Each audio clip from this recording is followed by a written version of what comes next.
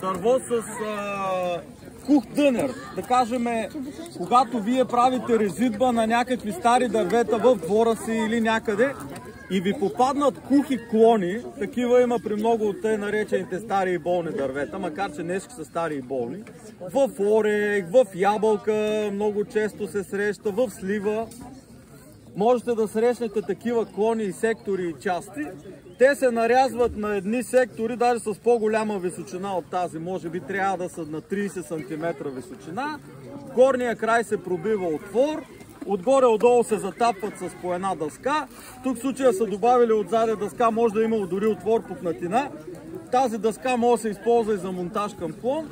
Но в общия случай, по най-лесен начин, вие може да използвате готови кухи клони, за да направите къщичка. Елементите на природната къщичка сега ще ги обясня. Дори да е направена от дъски, е добре да оприличава, да наподобява къщичка за птички, да наподобява хралупа. Затова обръщам внимание на няколко важни детайла, за да имате птички. Казвам наистина важни детайли. Хората като са разсеяни или не се интересуват, те като пропуснат един малък детайл и след това не им влизат птичките в къщичката и се чудят защо не им влизат и така насет. Имам случай в Елховско, където един приятел преди 10 години сигурно отивам при него, или 7-8 поне. Отивам при него, той има малки дечица и той вика: бе, ти имаш едно видео, вика, за къщички за птички, правил съм къщички, ама не влизат. И викаме, сега с децата ще сковеме една къщичка, импровизирано така, ще я закачиме тука, сковаваме с децата, закачаме, той на следващия ден се обажда: абе, човек, птичето влезе, как го направи този номер? Вика, ние тук колко къщички сме направили, за първи път виждам, още на следващия ден влезе птичето. Викам, първо, че сме съвпаднали с сезона. Сега, например, е подходящ сезон, в който птичките не започват да гнездят, а започват оглед на евентуални домове и също така мъжките да тържествуват, да пеят, за да спечелят мацката, да й покажат новия им дом за тая година, в който да си отгледат поколението. Сега е точно, имайте предвид подходящия сезон. Ето, сутрин пее си нигера, зимата отминава и веднага почват пролетните песни, защото вече сме март. Така че сезона имайте предвид, че сега идеален за това, което ще правим днес. Също е много важно, има значение и сезон. И така, кои са особеностите?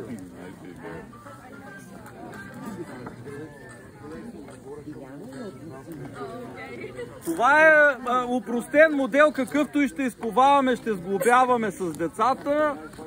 Той е от 6 детайла, праволинейни и почти еднакви. Максимално упростен модел, който сега ще обясня какво трябва да съдържа и в същия момент ще обясня самата къщичка, дом, какво трябва да представлява. Трябва да има доволно голяма височина. Тук си слагам ръката с перията. Доволно голяма височина, поне една мъжка перия, 25-30 см. Единият размер, който е важен за дом за птички. Друго по размерите. Вътрешният отвор за много от птичките трябва да е доволно голям. Говорим поне 8 на 8, 10 на 10 см сечение. Т.е. след като го затворите, вътре размера, който остава, трябва да е поне 8 см сечението. Т.е. височина минимум 25 см, сечение вътре, защото зависи колко са ви дебели дъските, сечение вътре поне 8 см. И така, упростяването откъде идва? Това може да са палети, това може да са така наречените кофражни дъски. Идва от това, че типо размерите са еднакви. За пример, тук двете дъски от едната страна може да са с една ширина, по-голяма. Тези, които се затварят вътре, може да са с по-малката ширина. Да кажем, имате две дъски по 8 см и две по 12. Тези по 8 ги слагате вътрешно, тези по 12 ги заковавате външно. Дъното и капака, каквито и има. Покривчето трябва да надстърча естествено. Ще ви обясня защо. Някой казва да не вали дъжд, това въобще не е така. Има огромно количество птички, които се оглеждат в хралупи, които гледат точно към дъжда нагоре.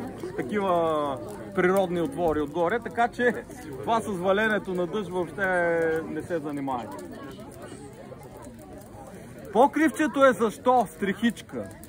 Тя е най-вече, за да може котката, като стъпи отгоре или друго животно, да ни е толкова лесно да бръкне вътре. Също и птицата, сойка, да кажем, хищна птица, като кацне отгоре, да не бърка вътре лесно, за да хване малките птичета, които се подават главичките, за да бъдат хранени. За пример, сойката е такъв имитатор, който може да имитира родителите на птичето, за да подлъжа да си покажат човчицата и да ги издърпа. Сойката е просто безобразен хищник по отношение на малки птички. Така че стрехичката е за основно защита. Голяма хубава стреха. Друго важно нещо по отношение на успешната къщичка. Две неща, които трябва да ги запомните, който ще прави независимо от... Казвам независимо, нека да е такава формата. Двускатна. Независимо от общия изглед, визия, нали, на къщичката, крайната форма на покрива или така насетне. Важните неща. Отвора трябва да бъде в горния край поне на една педия от това. Когато се направи отвора по средата или еди къде си, или отдолу, даже съм виждал къщички с отвора отдолу, котката пристига по някакъв начин, бърка с едната лапа и почва да вади. Бе перушина, бе слама, бе такова. Тя си няма работа. Вади и накрая издърпва и птичетата с ногти. Цък. Котката също е и тя е неумолим хищник. Така че отвора трябва да е в горния край, под капака максимално разположена. И другата особеност, нямаме кацалка. Повечето хора, така или иначе, си завиждали картинки на къщи снимки.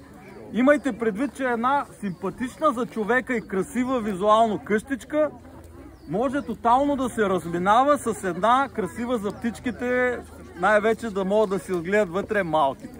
Защо няма кацалка? Защото малките птички, те имат едни много остри ногтенца и се закачат с тях на абсолютно почти всякакви повърхности, освен примерно на стъкло, на гладка пластмаса и така насетне. На дървесна повърхност с нейните власинки, ако гледате отблизо дървото как е грапавичко, на дърво се хващат без проблеми, цък, и си влизат вътре.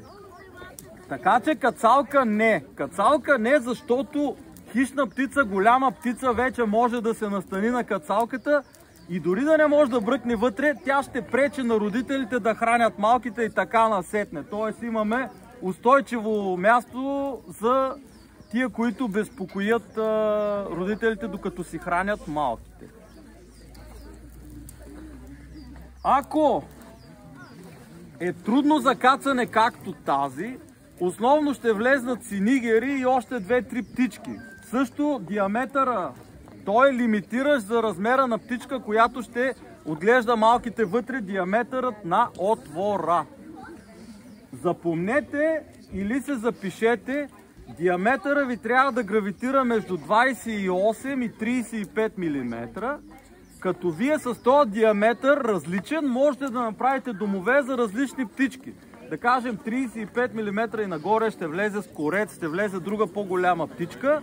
Ако е 30-32-3 мм, при 3 см и малко ще влезнат само синигери, някои по-успешни врабчета. Казвам по-успешни, защо?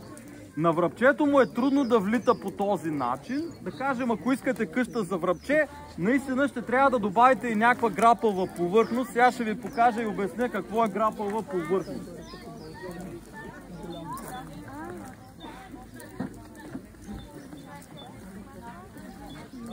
Когато говорим за улеснение за малките птички, които ще гнездят, вие с винт отдолу ще хванете едно парче кора, на която, обаче така, не така, на която парче кора, тък ще може да се закачи ногтенцата и да влезе. Примерно врабчета или други птички, които нямат чак такива летателни и кацателни умения.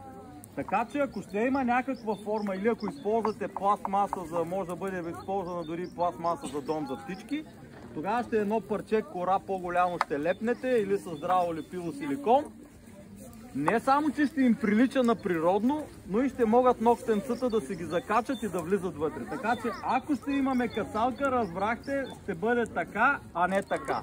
Тройката няма ли да може да се захване? Еми, относително. Зависи колко е грапава кората. Така че стрехичка, лимитираш отвор между 28 и 35 нагоре милиметра според птичката, вие ще си го определите.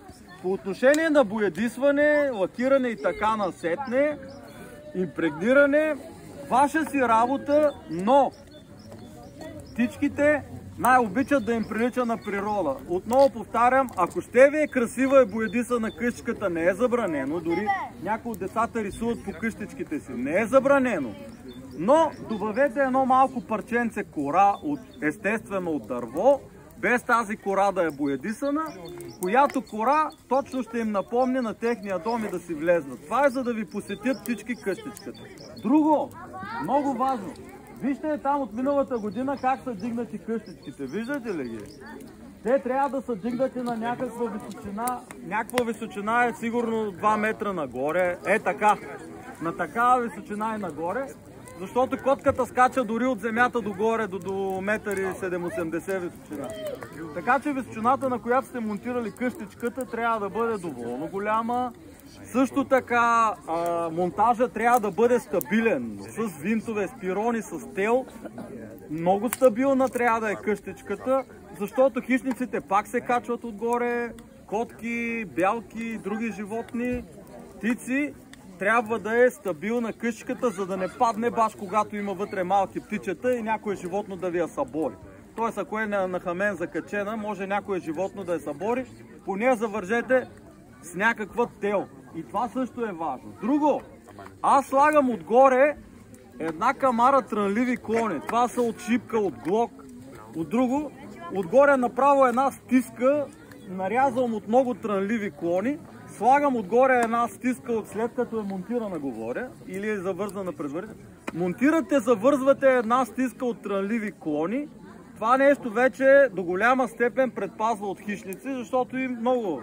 И когато човек, примерно, само една къщичка му е населена, е кошмар да стане свидетел как хищниците по един или по друг начин му убиват малките птичета. Затова допълнителната защита е с трънливи клони, които вече вие може да си направите.